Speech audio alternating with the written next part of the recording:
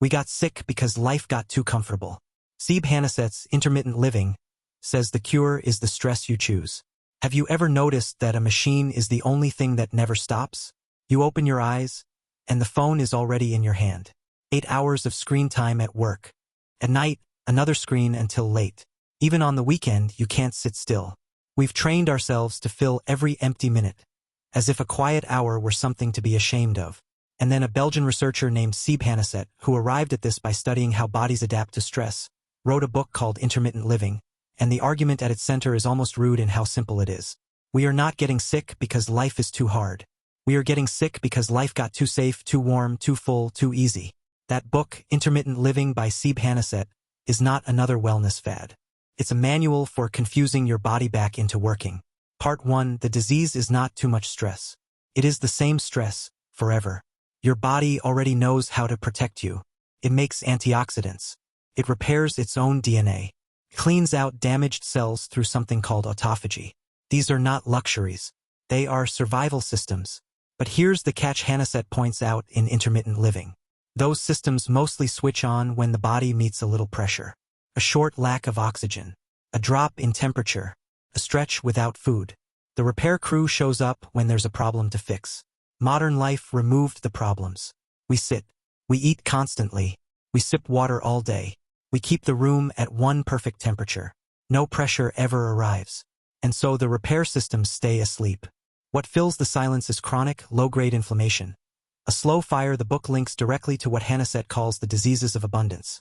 The fatigue, the sluggish metabolism, the vague unwellness that no doctor can quite name. The fix he proposes is not less comfort. It's intermittent comfort. You deliberately, briefly, give the body a dose of good stress, what science calls hormesis, to break the trance and wake the repair crew. In plain words, don't let the body get too comfortable. Health is not a frozen state. Health is your ability to handle swings. Part 2. The breath and the cold. Shock your body back awake. The first tools in the Intermittent Living toolkit are the ones you feel instantly. Intermittent breathing. The method is simple to describe. You take 30 to 40 slow, deep breaths, then hold the air out until you reach the edge, then let go and repeat. The breathwork swings your blood between low carbon dioxide and high carbon dioxide states. What it buys you: sharper focus, more muscle endurance, calmer blood vessels, better blood sugar control, and even new nerve cells growing in the brain. Intermittent cold.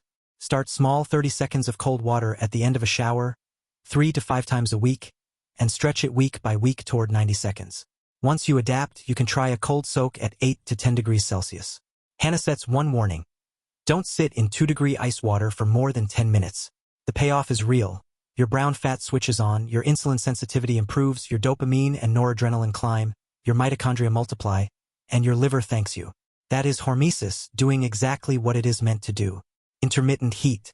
This is the mirror of the cold. Once a week, 10 minutes in a 40 to 50 degree sauna, then a cold rinse. Or, in summer, put on a heavy sweater and move until you warm from the inside. The point is to train your heart and your temperature control, not to torture yourself. And when you get out of the bath, do it slowly. Part 3. Stop grazing. Make eating and drinking intermittent. Most of us eat like a vending machine that never closes. Intermittent fasting. The base pattern is a 16 to 8 window, 16 hours with no food, 8 hours where you eat. You can tighten to 18 to 6. Once a week, an occasional 24-hour light fast.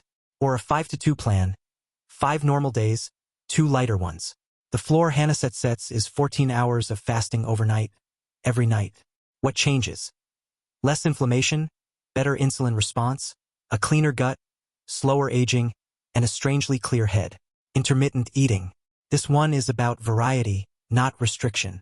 Aim for 30+ different plants a week, vegetables, fruit, spices, and 10+ non-mammal protein sources. Poultry, fish, shellfish. Cut the processed foods that didn't exist before the year 1900. Load up on cruciferous vegetables, fermented foods like yogurt and kimchi, and polyphenol-rich things like turmeric, garlic, and purple grapes. Your gut bacteria diversify, inflammation drops, your immune system steadies, and your craving for sugar and salt quiets down. Intermittent drinking. Yes, water. Stop sipping all day. Hannosset says drink in no more than 4 windows a day, and drink until you're actually satisfied, not a constant trickle. This retrains your natural thirst signal, releases a little oxytocin, the so-called hug hormone, and lowers chronic stress. Your body remembers how to be thirsty and how to be quenched. Part 4. Move in bursts. Then actually rest. Sitting is the new smoking, and intermittent living treats it like an emergency. Intermittent exercise. Every hour, stand and do 1 to 2 minutes of something hard, push-ups, stairs, a wall sit. Repeat it across the day. Twice a week, real strength training. Fasted training is fine if you top up a little when intensity is high. Outdoors beats the gym. The returns. No muscle loss, no brittle bones, better mood, lower blood pressure, fat burned, and a faster, sharper brain. Intermittent sleep. Sleep is not a math problem of hours. It's quality and rhythm. A typical night runs in roughly 90-minute cycles of light, deep, and dream sleep. Hannosset's rules. Fix your bedtime, and on weekends drift no more than 1 hour. Try segmented sleep plus a 20-minute nap. 2 hours before bed. Kill the screens, paper book or soft music instead. Build a ritual, warm bath, light stretch, warm milk. The result is better repair and sharper decisions the next day. Part 5. 3 traps that kill the habit before it starts. Hannosset spends real pages on why people quit, and the reasons are almost never physical. Trap 1. The perfection trap. You start on fire, try to do everything perfectly at once, and quit inside a week. The book's answer. Change doesn't need to be perfect, it needs to be continuous. Start with one easy thing, 30 seconds of cold at the shower's end, or 1 round of breathing. Let it become automatic, then add the next. Like a snowball. Small at first, but aimed the right way, it only grows. Trap 2. The environment trap. Your partner is a night owl. Your family thinks your fasting is a phase and keeps pushing food at you. Don't fight them, Hannosset says. Talk to them. Set a boundary. Tell them why this matters and what it means to you, and earn the space. Trap 3. The data trap. You weigh yourself daily, track your heart rate, log your sleep, and the moment a number looks wrong, you spiral. Data is a reference, not a verdict. What actually matters is how you feel. More energy, steadier mood, a better life. Those subjective signals beat any number on a screen. One honest caveat from the book. None of this fits everyone. Pregnant women, people with heart conditions, and anyone with a specific health profile should read carefully, pick what suits them, and go gently. Closing. Rest is a skill and you can train it. Here's the line Siebe Hannosset keeps coming back to in Intermittent Living. Intermittent is not laziness. It is not escape. It is a higher form of efficiency. Our culture worships the grind and the hustle. Almost nobody tells you that rest is a capability, and that relaxing has to be practiced. Watch a top athlete. Brutal training, yes, but the recovery is just as deliberate because the muscle is rebuilt in the rest, not the workout. Watch a founder who lasts. They work hard, and they also protect thinking time and recharge time. Real productivity is not stacked hours. It's optimized state. When you live by the body's rhythm, you get better results with less effort, and quiet inside without the anxiety. We are not machines. We cannot be pressed forever.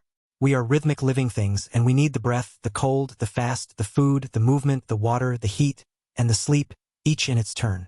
So start tonight with something stupidly small. 5 minutes of breathing with the phone down before bed. Tomorrow, a 10-minute walk after lunch with no screen. This week, 1 30-second cold rinse. Drop by drop, a stone is worn through. Small things add up.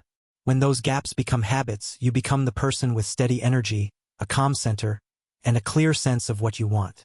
Remember the last line of the book. The real revolution is not a fight. It is a return to the body's most natural rhythm, and to the life it was always meant to have. If Intermittent Living by Siebe Hannosset made you see your comfort differently, tell me in the comments which of the 8 you're trying first, the cold, the fast, or the breath. I read every one.